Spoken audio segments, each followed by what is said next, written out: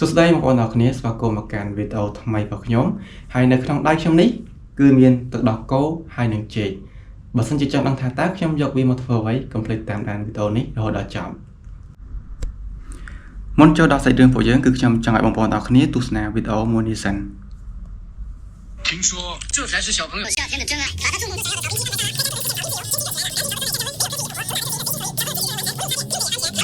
关键还贼好吃。បន្ទាប់ពីខ្ញុំបានមើលវីដេអូនោះហើយខ្ញុំក៏សាកទិញវាយកមកប្រើថាតើវាពិតជាកកដូចជាក្នុងវីដេអូពិតមែនដែរឬទេហើយខ្ញុំអត់ស្គាល់ទេថាវាមានឈ្មោះថាម៉េចប៉ុន្តែខ្ញុំសុំហៅវាថាថាសកកទៅចុះហើយនៅពេលដែលយើងទិញមកគឺមានថាសកកនេះមួយហើយនឹងប្រដាប់ចាក់មួយគូហើយនៅពេលដែលខ្ញុំបានឃើញវាជាលើកដំបូងខ្ញុំឆ្ងល់ថាតើវាកកដោយរបៀបណាបើអត់មានខ្សែភ្លើង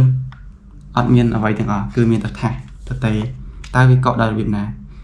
ដូច្នេះដើម្បីសាយចម្ងល់ខ្ញុំនឹងធ្វើតេស្តឥឡូវនេះមុននឹងប្រើប្រាស់គឺខ្ញុំត្រូវទាញពណ៌ខៀវនេះចេញសិន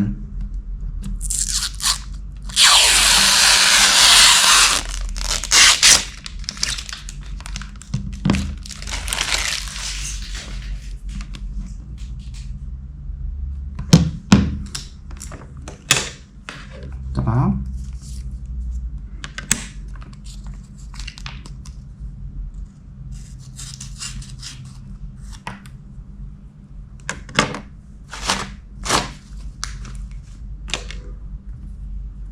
ខ្ញុំចាក់ទៅដោះគោចូល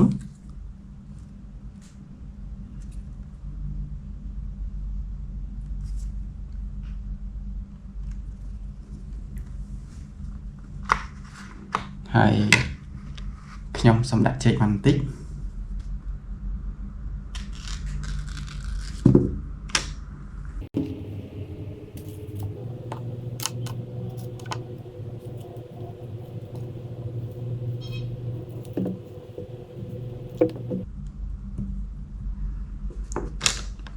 បន្ទាប់មកគឺយើងយកវាមកច្រាំប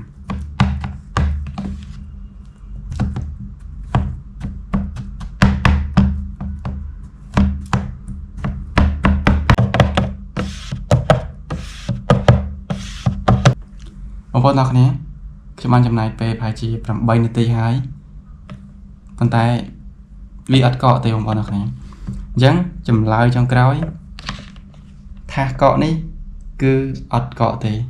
ចាញ់បោកការផ្សព្វផ្សាយរបស់គេហើយអញ្ចឹងក្នុងវីដេអូនេះគឺខ្ញុំចង់និយាយបន្តិចថាមុននឹងទិញអីវ៉ាន់តាមអនឡាញបងប្អូនទាំងអស់គ្នាគួរតែពិនិត្យឲ្យបានច្បាស់លាស់ហើយខ្ញុំដឹងតាំងពីដំបូងថាវាប្រហែលជាមិនអាចកកទេតែស្អីអត់មានអ្វីសោះជាធម្មតាវាត្រូវតែមានខ្សែភ្លើងដើម្បីឲ្យវាកកដើម្បីប្រើអគ្គិសនីប៉ុន្តែនេះអត់មានអីទាំងអស់ជាចុងក្រោយខ្ញុំសូមអរគុណបងប្អូនទាំងអស់គ្នាដែលបានចំណាយពេលវេលាដ៏មានតម្លៃតាមដានវីដេអូរបស់ខ្ញុំតាំងពីដើមរហូតដល់ចប់ហើយពួកយើងនឹងជួបគ្នាម្ដងទៀតនៅវីដេអូក្រោយ